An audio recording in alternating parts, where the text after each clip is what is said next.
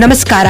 ಮೂರನೇ test ಪಂದ್ಯಕ್ಕಾಗಿ team ಇಂಡಿಯಾದಲ್ಲಿ ಆಯಿತು ದೊಡ್ಡ ಬದಲಾಯಿತು ಓಪನಿಂಗ್ ಜೋಡಿ, ತಂಡದಿಂದ ಹೊರಬಿದ್ದರು ಸ್ಟಾರ್ ಆಟಗಾರರು.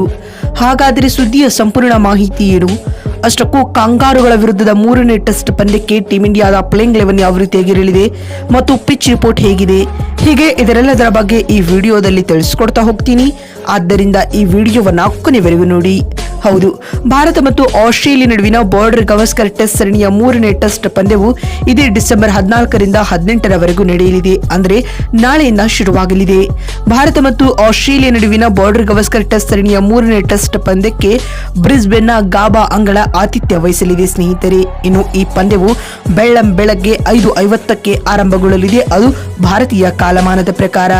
ಆದರೆ ಇದೀಗ ಮೂರನೇ ಟೆಸ್ಟ್ ಪಂದ್ಯಕ್ಕೂ ಮುನ್ನವೇ ಟೀಂ ಇಂಡಿಯಾದಲ್ಲಿ ಮಹತ್ವದ ಬದಲಾವಣೆಗಳಾಗಿದ್ದು, ಇದೀಗ ತಂಡದ ಓಪನಿಂಗ್ ಜೋಡಿಯನ್ನ ಬದಲಾಯಿಸಲಾಗಿದೆ. ಹೌದು, ಮೊದಲ 2 ಟೆಸ್ಟ್ ಪಂದ್ಯಗಳಲ್ಲಿ ಆರಂಭಿಕರಾಗಿ ಕಣಕ್ಕಿಳಿದ ಜೈಸ್ವಾಲ್ ಹಾಗೂ KL ರಾಹುಲ್ ಜೋಡಿ ಬದಲಾಗಿ ಇದೀಗ ಮೂರನೇ ಟೆಸ್ಟ್ ಪಂದ್ಯದಲ್ಲಿ ಯಶಸ್ವಿ ಜೈಸ್ವಾಲ್ ಮತ್ತು ರೋಹಿತ್ ಶರ್ಮಾ ತಂಡದ ಪರ ಓಪನರ್ಸ್ ಗಳಾಗಿ ಕಾಣಿಸಿಕೊಳ್ಳಲಿದ್ದಾರೆ. ಇದರರ್ಥ ರಾಹುಲ್ ರವರು ಮಿಡಲ್ ಆರ್ಡರ್ ನಲ್ಲಿ ಬ್ಯಾಟ್ ಬೀಸಬಹುದು ಬಂಧುಗಳೇ.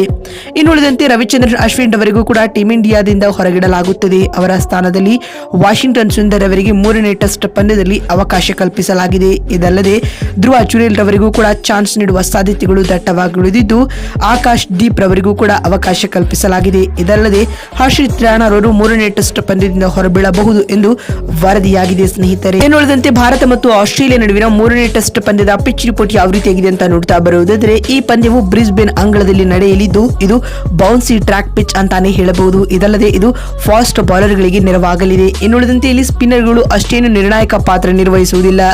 ಭಾರತ ತಂಡದ ಪರ ಬೂಮ್ರಾ ಹಾಗೂ ಸಿರಾಜ್ ಮತ್ತು ಆಕಾಶ್ ದೀಪ್ ರವರು ಇಲ್ಲಿ ಮಹತ್ವದ ಪಾತ್ರವನ್ನು ನಿರ್ವಹಿಸಲಿದ್ದಾರೆ. ಅಟ್ ದ ಸೇಮ್ ಟೈಮ್ ಆ ಕಡೆಯಿಂದ ಮಿಚೆಲ್ ಸ್ಟಾರ್ಕ್, ಫ್ಯಾಟ್ ಕಮಿನ್ಸ್ ಅಂತ ದೈತ್ಯ ಆಟಗಾರರನ್ನ ಟೀಂ ಇಂಡಿಯಾದ ಬ್ಯಾಟ್ಸ್ಮನ್ಗಳು ಎದುರಿಸಲೇಬೇಕಾಗುತ್ತದೆ. ಇದು ಕೂಡ ಟೀಂ ಇಂಡಿಯಾಗೆ ಒಂದರ್ಥದಲ್ಲಿ ರಿಯಲ್ ಚಾಲೆಂಜ್ ತಂದೊಡ್ಡಲಿದೆ ಅಂತಾನೆ ಹೇಳಬಹುದು. ಇನ್ನುಳಿದಂತೆ ಇಲ್ಲಿ ಟಾಸ್ ಗೆದ್ದವರು ಆಸ್ ಯೂಶುವಲ್ ಬ್ಯಾಟಿಂಗ್ ಆಯ್ದುಕೊಳ್ಳುವುದು ಕನ್ಫರ್ಮ್.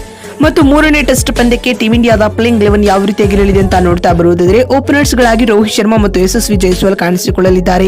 ಈ ಆರಂಭಿಕ ಜೋಡಿಯು ಟೆಸ್ಟ್ ಕ್ರಿಕೆಟ್ ನಲ್ಲಿ ಬೆಸ್ಟ್ ಓಪನಿಂಗ್ ಜೋಡಿ ಎಂದು ಕರೆಸಿಕೊಂಡಿದೆ ಸ್ನೇಹಿತರೆ. ಮತ್ತು ಮೂರನೇ ಕ್ರಮಾಂಕದಲ್ಲಿ ಶುಭ್ಮನ್ ಗಿಲ್ ಬ್ಯಾಟ್ ಬೀಸಬಹುದು. ಗಿಲ್ ರವರು ಅಡಿಲೇಡ್ ಟೆಸ್ಟ್ ಪಂದ್ಯದಲ್ಲಿ ಮಂಕ್ ಆಗಿದ್ದರು. ಹೀಗಾಗಿ ಮೂರನೇ ಟೆಸ್ಟ್ ಪಂದ್ಯದಲ್ಲಿ ಗಿಲ್ ಅಬ್ಬರಿಸಲೇಬೇಕಾಗಿದೆ. ಮತ್ತು 4ನೇ ಕ್ರಮಾಂಕದಲ್ಲಿ ಎಂದಿನಂತೆ ವಿರಾಟ್ ಕೊಹ್ಲಿ ಕಾಣಿಸಿಕೊಂಡಿದ್ದಾರೆ.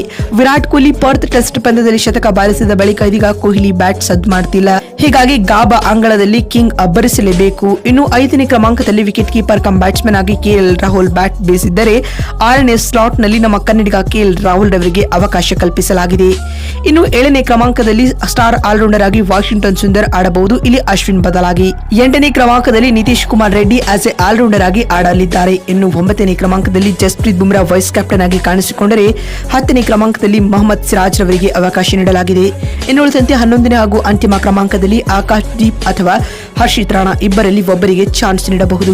ನೋಡಿದ್ರಲ್ಲ ಬಂಧುಗಳೇ, ಮೂರನೇ ಟೆಸ್ಟ್ ಪಂದ್ಯಕ್ಕೆ ಟೀಂ ಇಂಡಿಯಾದ ಪ್ಲೇಯಿಂಗ್ 11 ಯಾವ ರೀತಿಯಾಗಿರಲಿದೆ ಮತ್ತು ಬ್ರಿಸ್ಬೇನ್ ಅಂಗಳದ ಪಿಚ್ ರಿಪೋರ್ಟ್ ಹೇಗಿದೆ ಅಂತ ತಿಳಿಸ್ಕೊಡುವ ನಮ್ಮ ಈ ಪ್ರಯತ್ನ ನಿಮಗೆ ಇಷ್ಟವಾಗಿದ್ದಲ್ಲಿ ತಪ್ಪದೆ ಈ ಕೂಡಲೇ ಈ ವಿಡಿಯೋಗೊಂದು ಲೈಕ್ ಮಾಡಿ. ಮತ್ತೊಂದು ವಿಡಿಯೋದಲ್ಲಿ ಸಿಗ್ತೀನಿ. ನಮಸ್ಕಾರ.